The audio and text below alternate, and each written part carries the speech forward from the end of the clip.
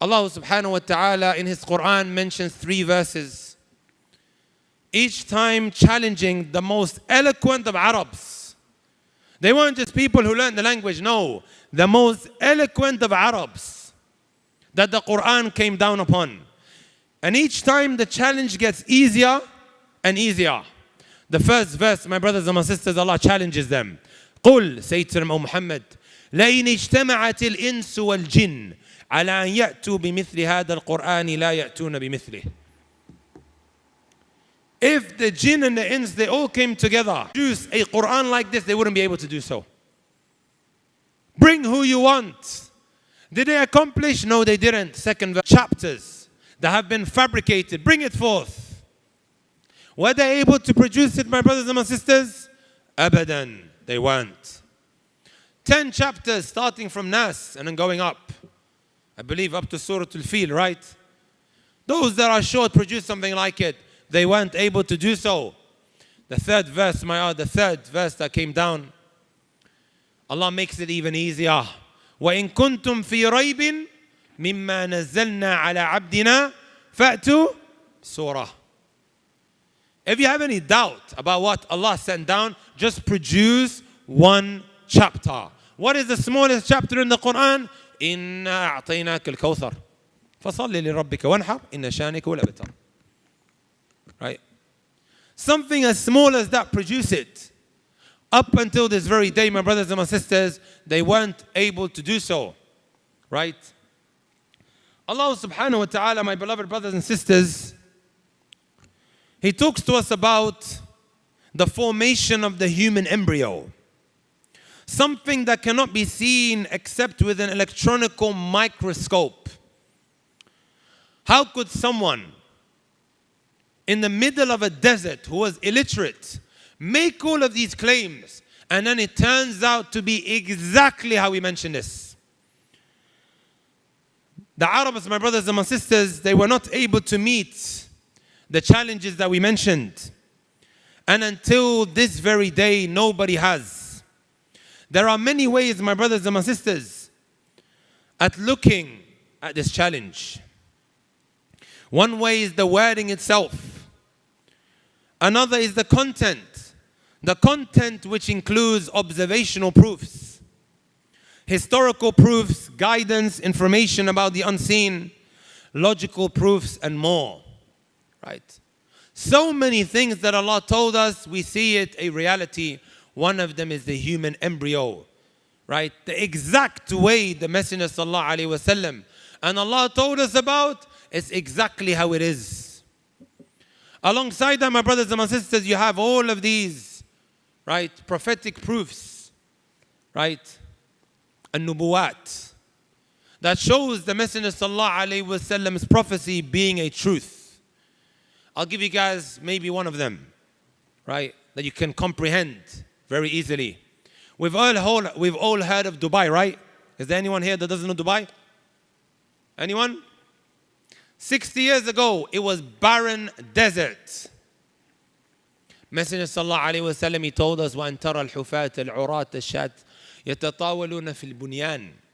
When you see barefooted Bedouins all competing in erecting tall buildings. Messenger sallallahu alaihi wasallam told us this 1400 years ago. I'm sure we came across those pictures on Twitter, but it's called X now, right? And other means of social media, where the desert in the Arab world became so green. Did you guys see that? MashaAllah. This is something that the Messenger sallallahu alaihi wasallam mentioned 1400 years ago. I spent 6 years in Medina, always traveling back and forth between Mecca and Medina. I never ever saw it like that. When I saw those pictures, it sent shivers down my back. Right? And so many of the points that the Messenger sallallahu alaihi wasallam told us. For example, that there will come a time, kasiyat ariyat, talking about the women. They will be clothed and naked at the same time, meaning their clothes would be so tight, right?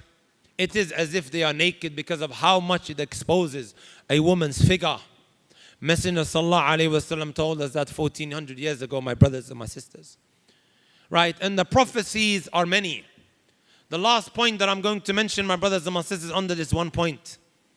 If we look at all of the ahadith, do we just accept anything that the Messenger sallallahu alaihi wasallam said?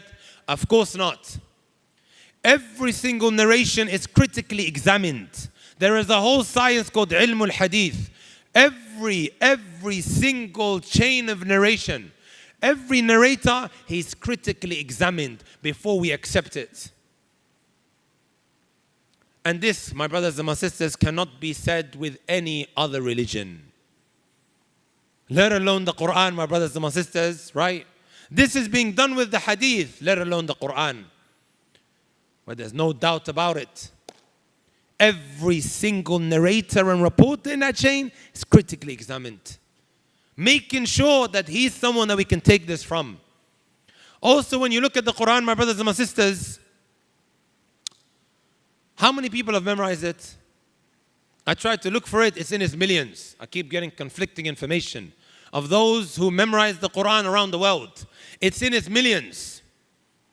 600 pages, my brothers and my sisters. Many who memorize the Quran, right, don't know the Arabic language. And still I came from the other side of the world. I can sit here with our Shaykh who recited the Quran, and it will be exactly the same. إِنَّا نَحْنُ نَزَّلْنَا الذِّكْرَ وَإِنَّا لَهُ لَحَافِظُونَ. Today, if someone just attempted to memorize 600 pages in the Japanese language, no offense to anyone who's Japanese, yeah, right? Or Russian, 600 pages in the Russian language, we would say, Allahu Akbar.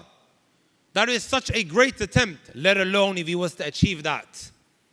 I came across an article on the BBC where they were making a big deal about someone who memorized, I think it was 180 or 200 pages of the gospel, making a big deal out of it. The first guy, it was only recently on the BBC, right? And I'm thinking to myself, the Quran has been preserved the way it has. Did you guys see that video of the Somali Sheikh who was reciting the Quran in the Salah? That video that went viral of the little kid correcting him behind him? I can see some people shaking their heads. The Sheikh who was reciting, he's a mutqin, Allahumma barik. He'll barely ever make a mistake. So he comes to the end of Surah Taha and he says, فَمَنْ تَبِعَ هُدَايَ فَلَا يَضِلُّ وَلَا يَشْقَى. Is that right? Ahsant. He corrected me. That is not right. So the ishkila is something very, very small. Wallahi, that day I had a field day online. To prove to the people how the Quran has been preserved. And then the Shaykh, when he was corrected, he smiled. And then that video went viral. 7-year-old, 8-year-old was correcting him of something as small as that. إِنَّا نَحْنُ نَزَّلْنَا الذِّكْرَ وَإِنَّا لَهُ لَحَافِظُونَ. أحسنتم. Verse number 2, my brothers and my sisters, verse number 2. Allah says in the Quran, وَإِذَا رَأَيْتَ الَّذِينَ يَخُوضُونَ فِي آيَاتِنَا فَأَعْرِضْ عَنْهُمْ حَتَّى يَخُوضُوا فِي حَدِيثٍ غَيْرِهِ. Allah says, if you see those who have these false discussions with regards to our Quran, our verses, you will see some people mocking the verses in the Quran and it will shake you. You will see them taking it out of context. فَأَعْرِضْ عَنْهُمْ. Turn away from them. The other verse in Surah An-Nisa says, نزل عليكم الكتاب أن إذا سمعتم آيات الله يكفر بها ويستهزأ فلا تقعدوا معهم. Up until when he says, إنكم إذن مثلهم. Otherwise you will become like them. Otherwise you will become like them. We're living in very testing times, my brothers and my sisters. The Quran is being targeted in so many different ways. When I quoted Shk.Jamaladeen at the beginning, my brothers and my sisters, he is not from the West. That case is from your neighbors. That case is from your neighbors. 1 hour by flight. Right? Shubuhat. The Quran is being targeted. Right? The Quran is telling you, Turn away when people are taking the Quran out of context. Let me say this loud and clear. Just because you don't have the answers, that doesn't mean there aren't any answers. I'll say that again. Just because you don't have the answers, that doesn't mean there aren't any answers. I hope you guys wrote that down. It sounds like something you would put on Twitter, right? Make sure you tag me, right? Shahid min al-kalam ya jama'at al-khair. This is very, very important. Yesterday in the masjid, I asked some of the brothers, who from amongst you is in 4th year university or 5th year? One brother from Sudan, he put his hand up, he said, I'm in 5th year. طيب. I said to this brother, you're studying medicine? He said, yes. If someone now asks you a question about medicine and you didn't have the answer, would you think about leaving your course? He said, no. Why would somebody do that? You're in 4th year. Even if you were in 1st year, someone asked you the question, you wouldn't think about leaving it. Now, my brothers and my sisters, pay attention to this. There may come that day, right? Someone now gives you doubts about your religion. And then it shakes your iman to the core. Why would you think about leaving the religion of Allah? Or maybe letting go of some of the fundamentals that have been carved in stone all of your life. But now, in 2023, oh, maybe it's a bit different. Why should it be like that? Right? You will hear a lot, my brothers and my sisters, I said, the whole world's becoming like a small little village. Small little village. It is maybe what? Less than half a second away from reaching you, that which is being said over there. You go on TikTok, 8-year-olds, about a new terminology that I've heard for the first time. You know what it is? No contact. We know that many youngsters, they want to go no contact. And he's speaking to children from all over the world. What does that mean? If you want to cut off your mom and dad, come speak to me. You want to cut them off? You want to go no contact? Come and speak to me. Wallahi, and Allah knows best. I don't know if this girl that I told you guys about earlier, whose mother came to Sheikh Jamal, was maybe watching this guy, who has now turned what? Transgender. He's wearing what? Women's clothes, and he's coming out putting up makeup. And he's getting hundreds and hundreds and thousands of views. Right? When someone now comes to you with a doubt, my brothers and my sisters, there are 2 responses. Number 1, al-jawab al-mujmal wal-jawab al-mufassal. The first one is a general answer. Listen, my friend, you're giving me all of these different explanations. I have fundamentals, and I don't have the answers to your questions, but I know there is someone else that does. Right? That's a general answer. The second one, kulli dhi ilmin alim. Above every person with knowledge, there's someone else that has more knowledge, that has the answers, my friend. Is everyone with me? Last but not least, the 3rd verse, my brothers and my sisters. Sheikh Juhayfa. Am I good? Alhamdulillah. عند غير الله لوجدوا فيه اختلافا كثيرا. Do they not ponder and reflect on the Quran? In Allah Azza wa Jal, there will always be what? Discrepancies, contradictions, and flaws. Take this from me, my brothers and my sisters. Anything, any ideology, any methodology that has come from other than Allah subhanahu wa ta'ala, you will always find contradictions. Right? Always find contradictions. Right? أَفَلَا يَتَدَبَّرُونَ الْقُرْآنَ? Do they not reflect on the Quran? Let me tell you guys about something that my friend said. He was on his way to one of the Khaliji Gulf countries, right? And next to him was one of the Arabs, one of the young Arab brothers. And he had a big dictionary that he was carrying. And right next to it, he had a book authored by one of the atheists. He has his big, the dictionary is bigger than the book. This book. He said the haqq, the truth could be elsewhere. Wallahi al-azim, guys, pay attention. The truth could be elsewhere. He said, have you ever tried to understand the Quran from cover to cover? He said, no. So why on earth are you trying to understand something else? Why are you trying to understand something else? Right? My brothers and my sisters, the answers that we are looking for is in the book of Allah subhanahu wa ta'ala. Today, that which we see ourselves maybe glorifying is this liberal mindset of live and let be. Everyone should be entitled to do as they wish. What do you guys think of this ideology? Everyone should be entitled to do as they wish. Live and let be. I'm going to show you guys how contradictory and how flawed this understanding is. When you think about it, my brothers and my sisters, let's go off with everyone should be entitled to do as they wish. Right? A sister wants to go outside without hijab. Her brother says to her, sister, I want you to wear hijab. You got a third party that says, Akhi, ish dakhalak.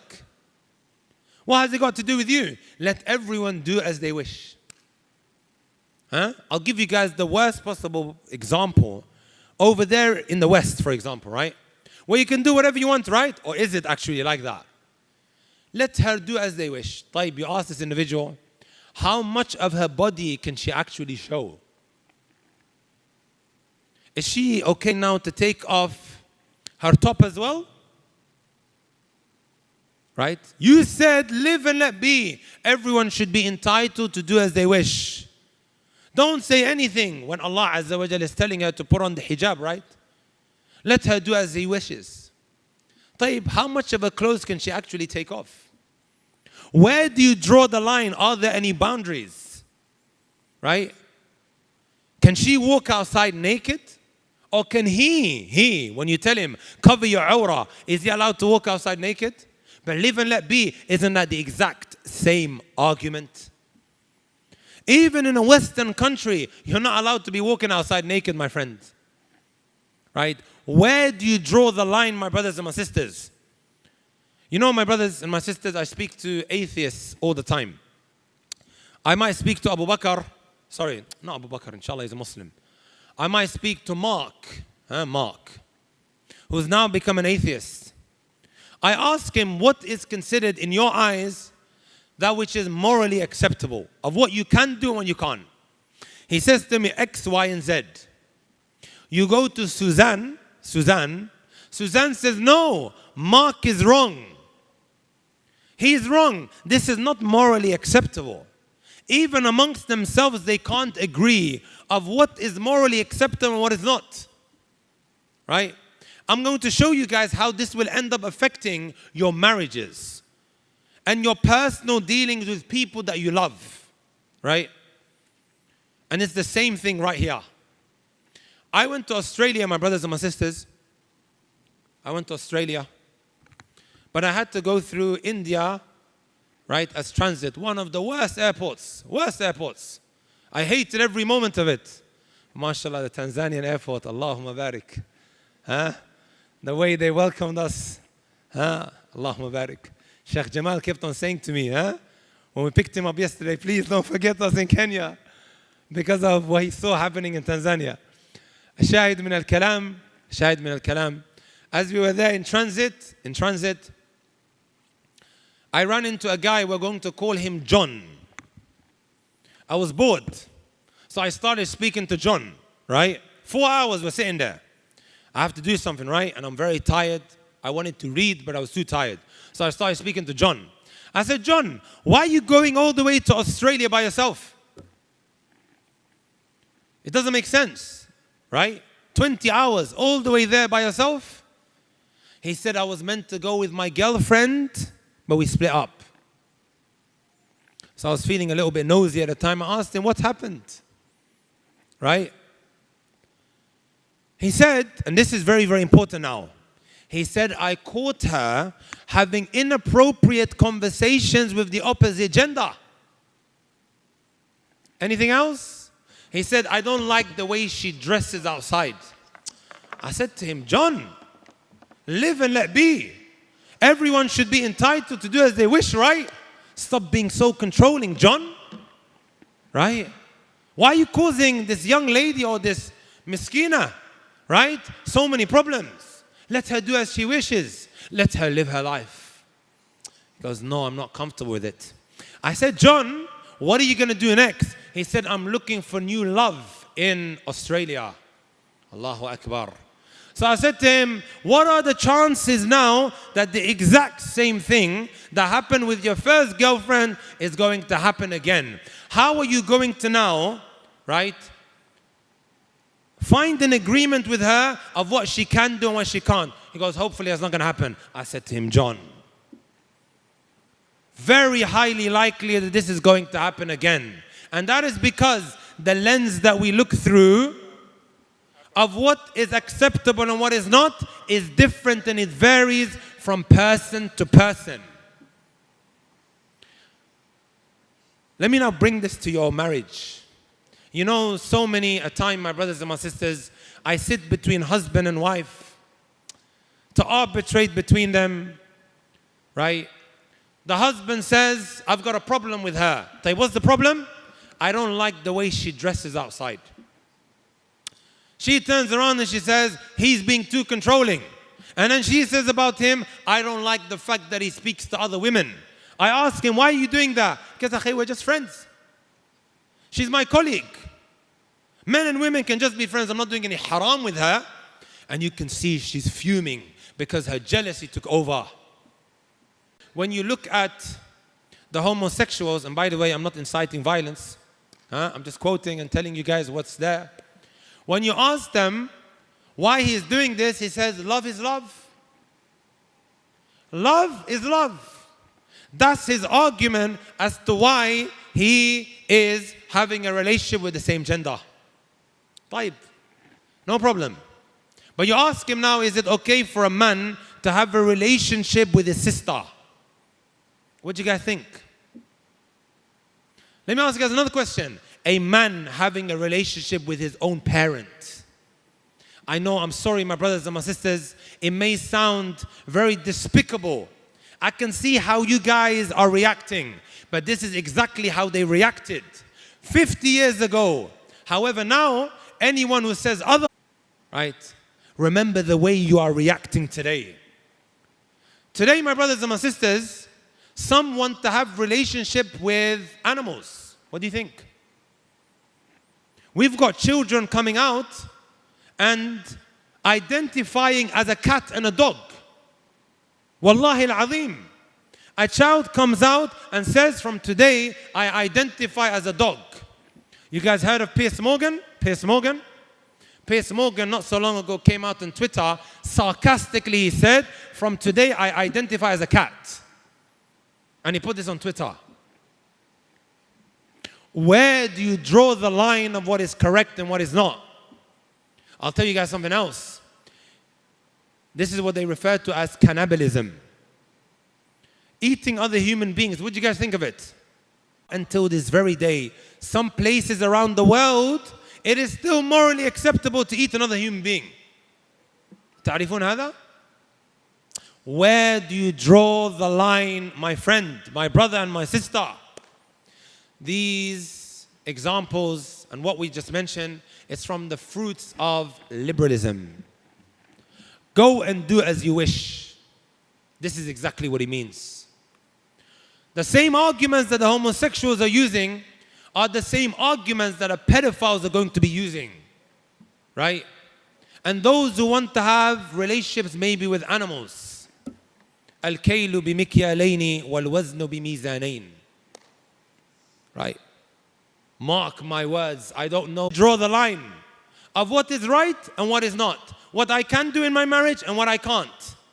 how I should live my life and what I shouldn't do to live my life. That leaves us with no option except that we need to accept that there is an external entity, and that is Allah the Almighty, who governs us with rules and regulations. These rules and regulations that are above every other individual. And that is this noble Quran that we proved at the beginning of Allah subhanahu wa ta'ala. This is the Quran that we need, my brothers and my sisters, to structure our lives. Otherwise, we will be in a huge mess. The exact mess that we see right before our eyes. Al-Quranu dasturana. The Quran, my brothers and my sisters, and the Sunnah of the Messenger sallallahu alaihi wasallam is our constitution. That is going to take us out of the darkness into the light. Kitabun, what was the verse? Alif Lam Ra. Kitabun anzalnahu ilayka litukhrij an-nas min adh-dhulumat ila an-nur. A book that we send down that will take the people out of the darkness into the light. Right. Are you brothers and sisters with me? Otherwise, wallahi al-azim, we will have problems after problems after problems. To conclude, my brothers and my sisters, I think it's worth mentioning that which relates to feminism.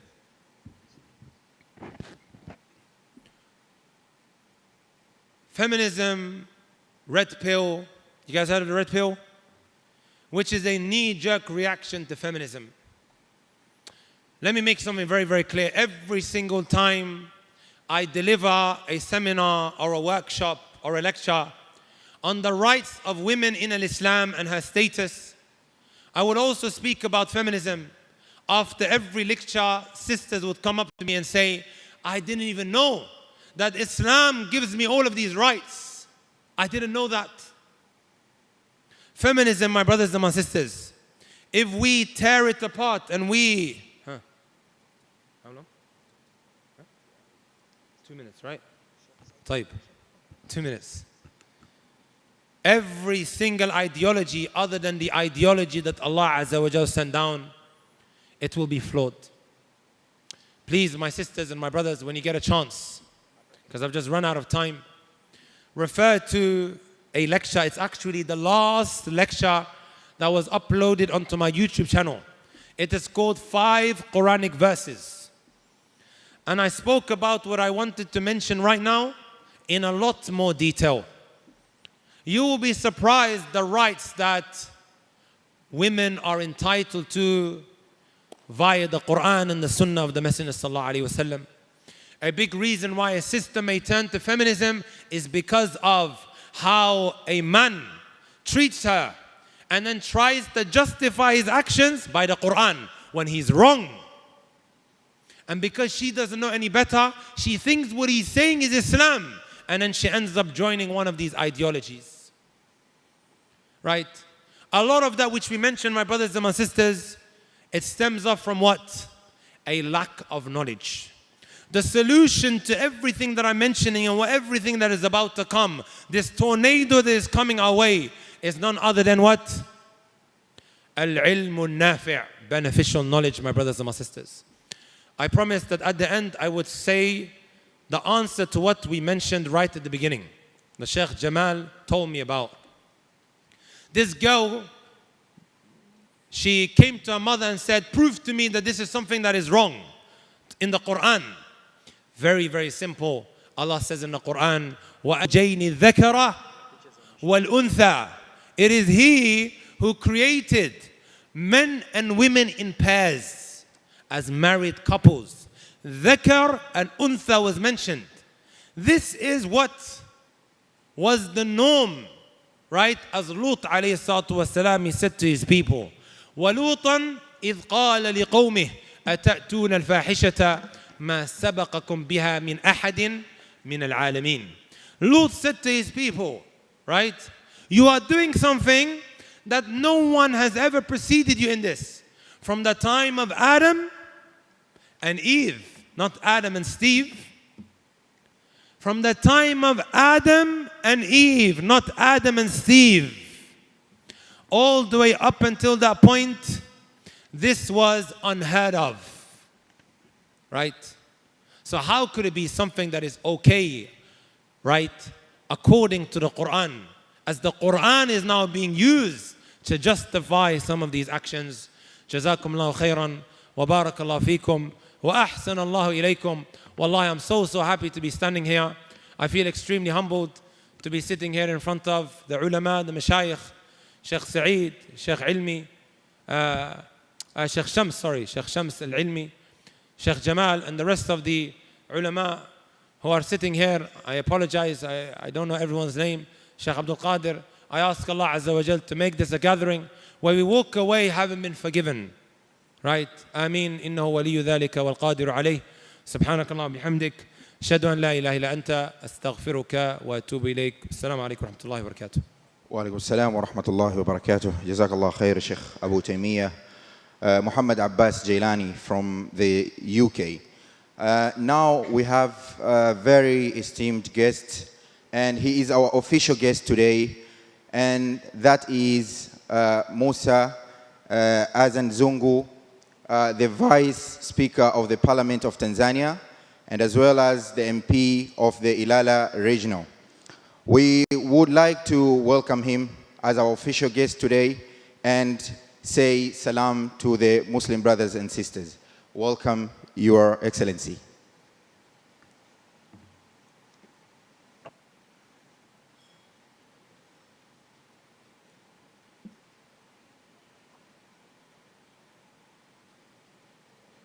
Kuna vishawishi vinavyowakabili vijana wa Kiislamu katika jamii.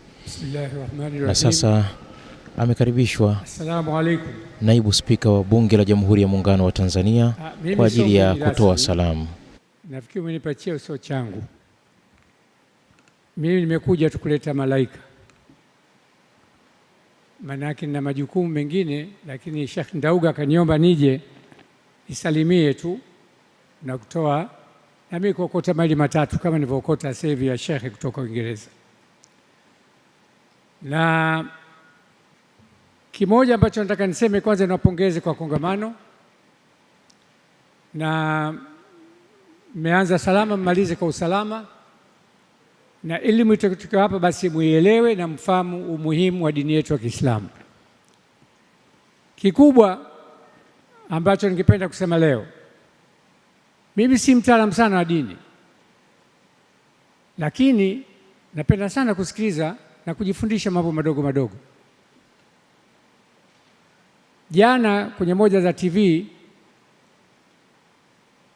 nimeambiwa ukiingia msikitini mapema kusubiri sala, ukiwa unaisubiri sala, ukiingia unasubiri kusali, basi malaika wanakuombea dua kwa Mwenyezi Mungu.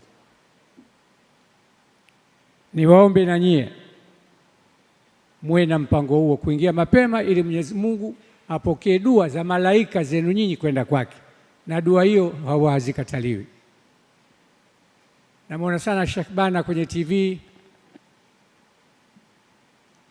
Sheikh Mselem na wengine katika kuna TV mbalimbali. Niwapongeze wote kwa namna mnavyosimamia na kueneza na kuelimisha watu wale wenye elimu ndogo kama mimi. Baada ya maneno haya machache, nashukuru na mwendeko Sharif Abdul Kadir na wenzake wote, basi kila laheri, muendelee na mimi niruhusu niende na majukumu mengine. Asanteni sana na Allah barik. Asante sana mheshimiwa, na karibu tena katika vikao hivi, na Allah akubarik. Jazakumullahu khaira, jazakumullahu khaira.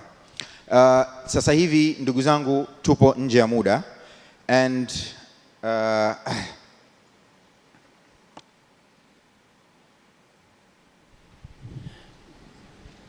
ni salamu hizo za Naibu Spika wa Bunge la Jamhuri ya Muungano wa Tanzania. Tuko nje ya muda sana, ambazo mpenzi mtazamaji umeweza kuzisikiliza, na hii yote ni kuonyesha ukubwa wa kongamano hili Muslim Scholars Tanzania, umoja wa wanazuoni wa Kiislamu Tanzania, ambapo mpaka hivi sasa mpenzi mtazamaji, umeweza kusikiliza mada mbili kutoka kwa watoa mada wetu.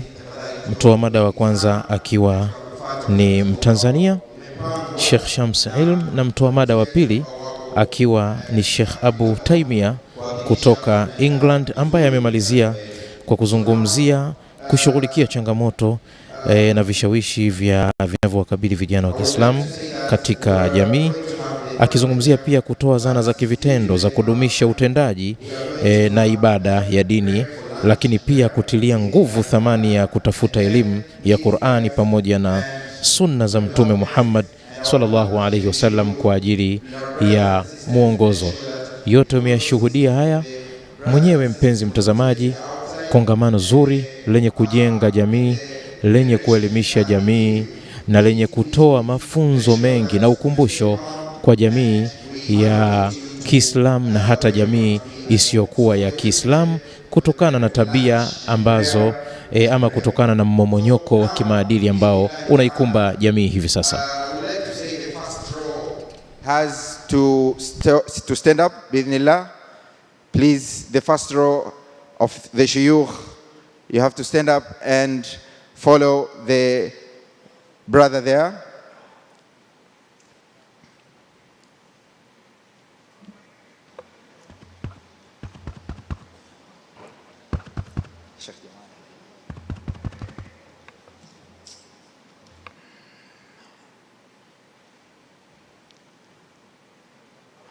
And as well as remember that I still have the questions for the topic of the Shk.Abuu Taymiyyah. Please, there's a guest, there's a presence here, and gifts that you're going to have from the topic of the Sheikh. And I will be going to ask the questions, I think, after the break and the prayer, Dhuhr prayer. Barakallahu fikum. And now we welcome our guest speaker, and Sheikh Yusuf from the United States, who is arriving right now. Please proceed. Please welcome Sheikh.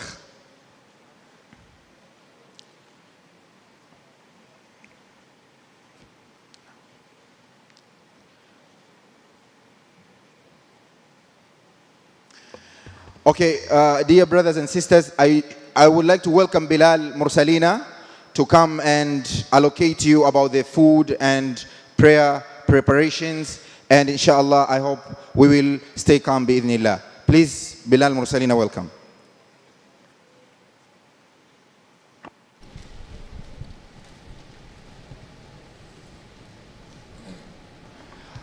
And from our marketing team, they say that they have official page, Instagram page, where you will find your pictures there for this event, and all the pictures.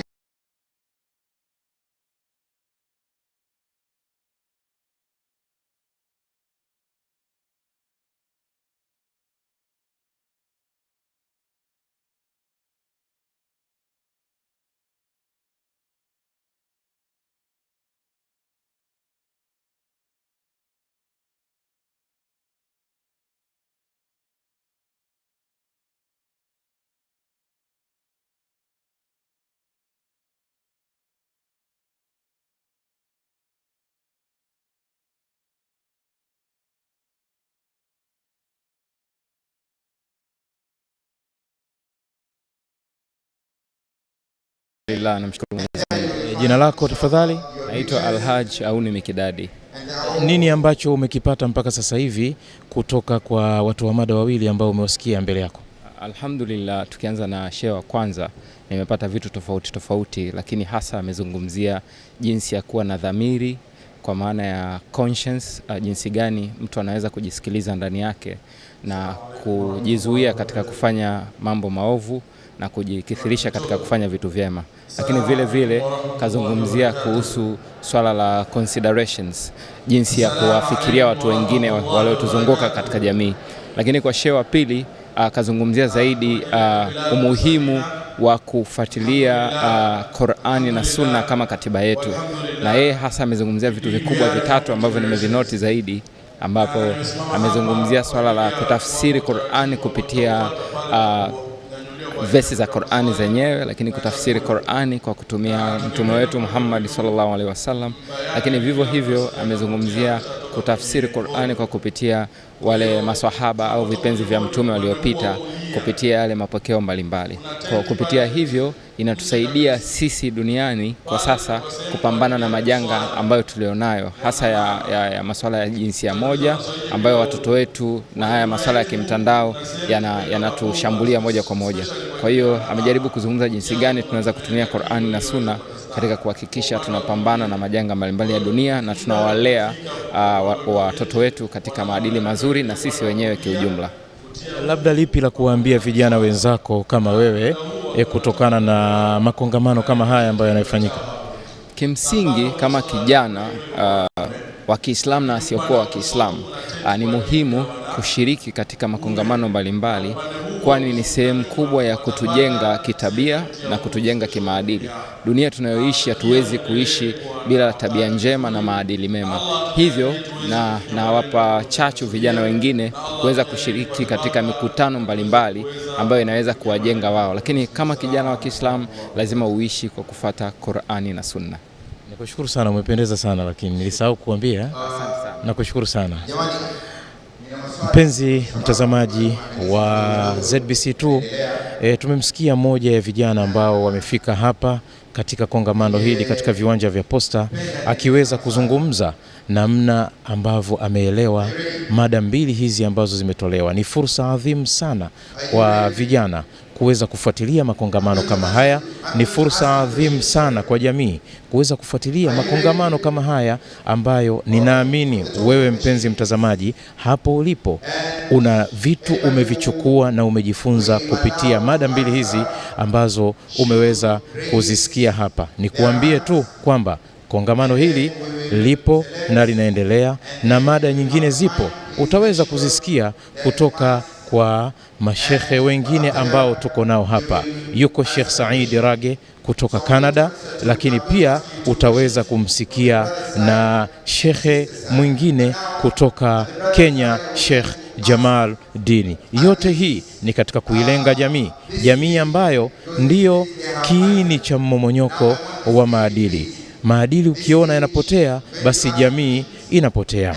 Niseme tu kwamba nakushukuru sana mpenzi mtazamaji. Tunakwenda kwa mapumziko mafupi. Haya mapumziko yatakapoisha, tukirejea hapa tutakuambia nini kinafuatia. Wabillahi taufik, wassalamu alaikum wa rahmatullahi wa barakatuh. Nikushukuru sana mpenzi mtazamaji, tuungane baadaye. He mentioned two things that the shaitan